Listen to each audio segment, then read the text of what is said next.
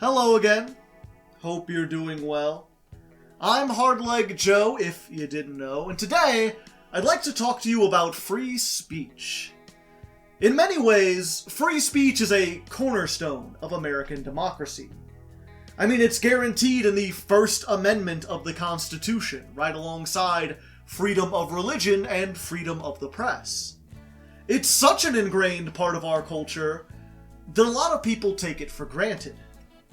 Like, most of us know that freedom of speech is a good thing, but not everyone seems to understand why it's good or what purpose it serves in our society.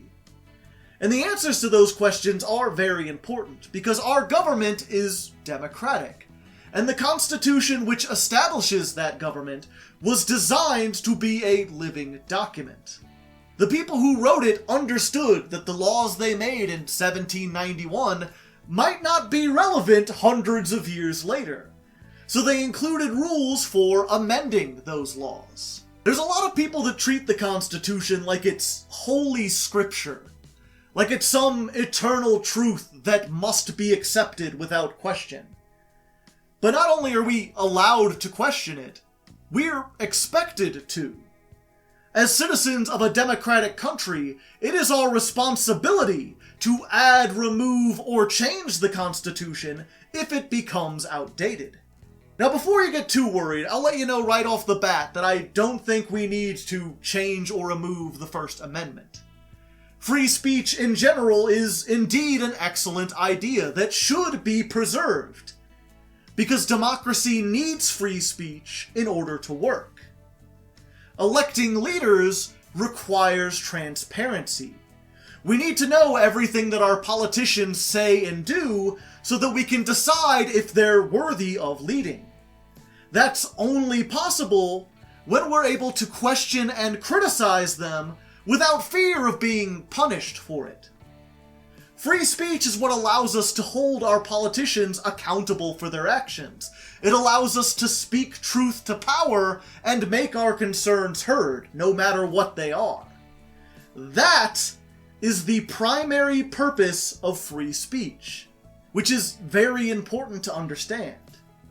You may like the freedom to say what you want, you may enjoy expressing yourself, but emotional satisfaction is not the main reason why free speech is good. It's good for practical reasons. It's good because it allows us to run an effective government that benefits us, the citizens of the United States. Which is why there are exceptions to free speech. Despite how vaguely the First Amendment is worded, free speech is not absolute. There are limits to what you can say. The famous example is shouting fire in a crowded theater, but considering how empty theaters are these days and how good fire regulations have gotten, I feel like that example isn't really relevant anymore. A more modern illustration of this principle would be swatting. If you're unfamiliar with that, it's where someone harasses someone else, usually a famous person, by calling the police and falsely claiming that there is a hostage situation at that person's house. This causes the police to send in a SWAT team, who, in an attempt to save lives, will often enter the victim's home by force while wielding deadly weapons. The best case scenario when it comes to swatting is that the police waste a lot of time and resources on a complete lie. Oftentimes, though, it's worse than that. SWAT teams tend to do property damage to the homes they break into. Sometimes they hurt people or pets who happen to be in the way. And in a few particularly tragic cases, they have even fatally shot completely innocent people. Now, I think we'd all agree that freedom of speech shouldn't include the freedom to blatantly lie in a way that results in people getting killed. Not only is that morally reprehensible, but even if you want to hold free speech above that, if you want to say it's more important than the lives of innocent people, it's simply not a viable way to run a society. Like, on a purely practical level, our country would not be able to function if anyone was able to call in a bomb threat whenever they felt like it. That kind of absolute free speech would lead to complete chaos. It would negate the entire point of having a government in the first place, which is to provide a stable society for us to live in. In short, free speech is not, cannot be absolute. There must be some limits on what we can say in order for society to survive. It's that simple. So now that we agree that there must be some limits, that brings us to the next logical question. What are those limits? How do we determine which speech should and should not be allowed? Well, if you look back at our example of swatting, I think the main element to consider is, does the speech cause harm? That seems to be the line for most people. You're free to say whatever you want, but if your words end up getting someone hurt, then you've gone too far. Now, what counts as harm can be a tricky subject. Obviously, if someone gets physically hurt, that counts, but what about emotional damage? I don't think it should be against the law to hurt someone's feelings, that just seems silly, but what about stalking? Does free speech include the freedom to send death threats? To insult and frighten you on a daily basis? I feel like at some point, hateful speech goes beyond mere hurt feelings and becomes the kind of targeted harassment that we as a society shouldn't really tolerate. Now, where that point is, where speech becomes harassment, is kind of hard to say. It's a complicated subject that isn't super important to the point I'm trying to make here. I wanted to at least acknowledge that emotional harm can be significant, but for the sake of this video, let's just focus on physical harm, because there's a lot less ambiguity there. It's pretty clear when someone gets injured or killed, and I think we can all agree that speech which results in that probably isn't good for anyone. Which means that swatting is not protected speech. Giving someone poisonous food while telling them it's safe to eat is also not protected. And neither is inciting a violent event, like a riot or an insurrection, for example. If you give a speech and your words convince people to hurt themselves or others, then you can be charged with causing whatever crime ends up happening. Now, it's worth noting at this point that all those examples I just listed are already illegal. Much of what I've described here is not just my opinion, but an explanation of how the Supreme Court has historically ruled on free speech. Our current laws already agree that free speech must have exceptions, which is why I don't think the First Amendment needs to be removed or changed. Because as it is, the concept and purpose of free speech has already been refined by the courts. Judges have determined, correctly in my opinion, that the Constitution exists to promote a safe and stable society. And therefore, speech which does the opposite of that, speech which only serves to make the world a more dangerous and chaotic place, should be illegal. Now, if you're just interested in a purely educational video, this is where you can stop watching. Up until now, I've just been explaining how free speech currently works in America. For this last section, though, I'd like to suggest a change as to how we can look at free speech in the future. Right now, one of the main legal standards used to determine if speech is protected or not is called imminent lawless action. And it states that if speech would lead to imminent lawless action, if it would cause someone to immediately commit a crime, then that speech is not protected by the First Amendment. It is a decent rule that has worked fairly well in the past, but I don't think it's sufficient for the modern day, for two distinctly different reasons. First, I find it worrying that the legal standard doesn't seem to care much about truthfulness. Going back to our swatting example, part of what makes that act so egregious to me is not just the fact that it caused harm, but the fact that it was a lie. The caller knows for certain that there isn't actually a hostage situation, but they said there was anyway. And I think that's an important element to consider when looking at all of this. Because if the person calling the police was just mistaken, if they called because they genuinely thought there was a crime in progress, then any harm was accidental. It's still bad, but I don't think we should be dealing out harsh punishments for accidents. Unless, they were being reckless or negligent or something, but that's a whole other topic. My point is, I think we can all agree that blatantly, knowingly lying is bad. Perhaps not bad enough to be illegal on its own, but when that lie results in people getting hurt, then it has very clearly crossed a line. That's why I think it's important that we add another qualifier to the legal standard.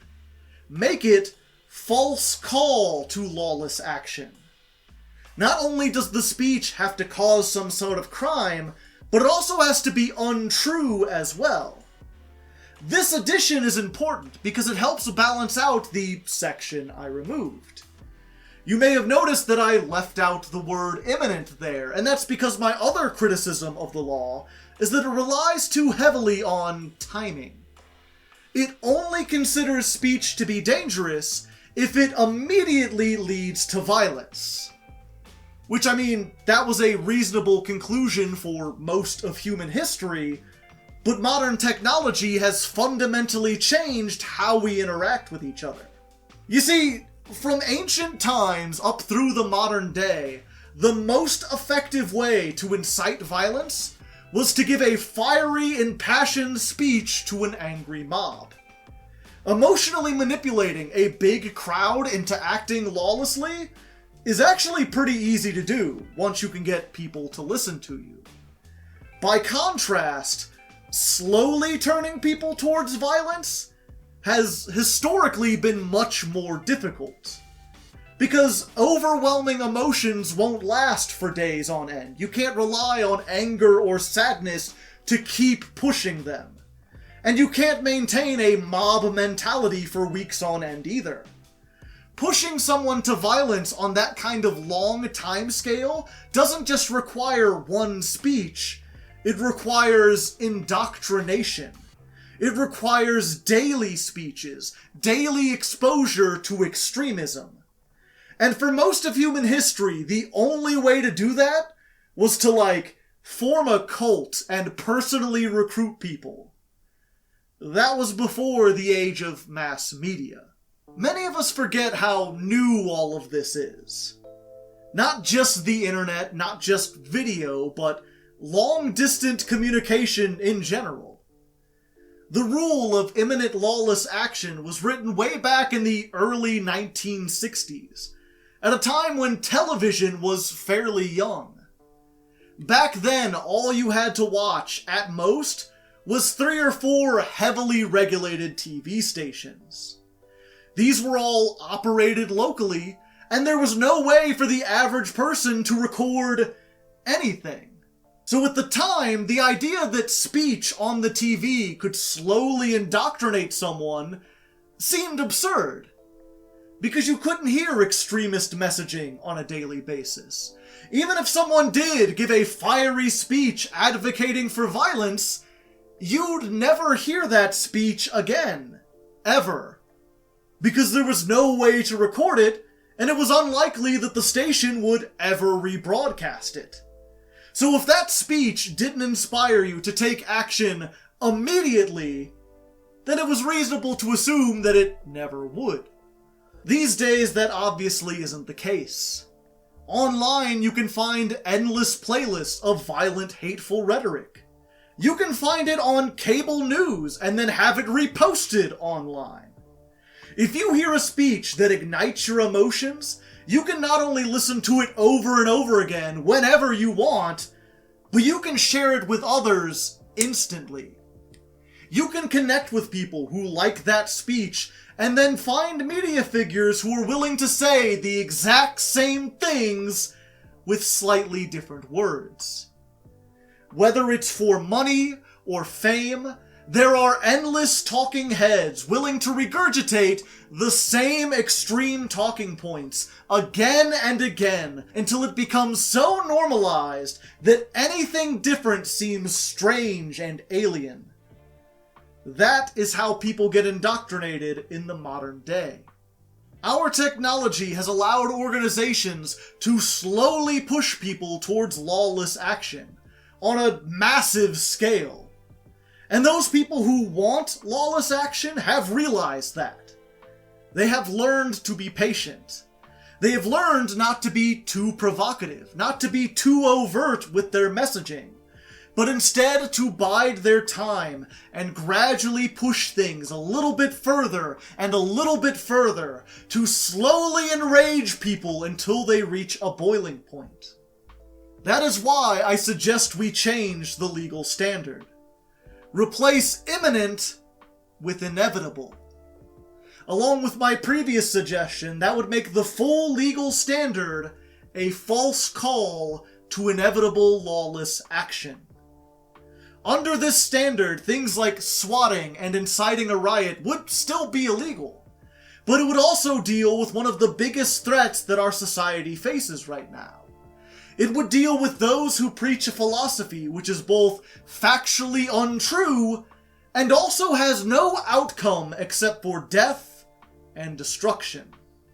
Now, if you don't realize where I'm going with all this, allow me to spell it out for you. I don't think fascist rhetoric should be protected speech. And just in case you don't know what that is, just in case there's a little confusion there, allow me to define it for you. Fascism is a philosophy which groups people together based on things they can't change, like their skin color, or where they were born, or who their grandparents were. It then says that certain groups of people are better than other groups. The group part is important here, because just about everyone acknowledges that individual people are different, and that some people are better than others at certain things. Pointing out that this particular blonde is dumber than this particular brunette is fine. Making the claim that all blondes are less intelligent than all brunettes is where things start to go downhill.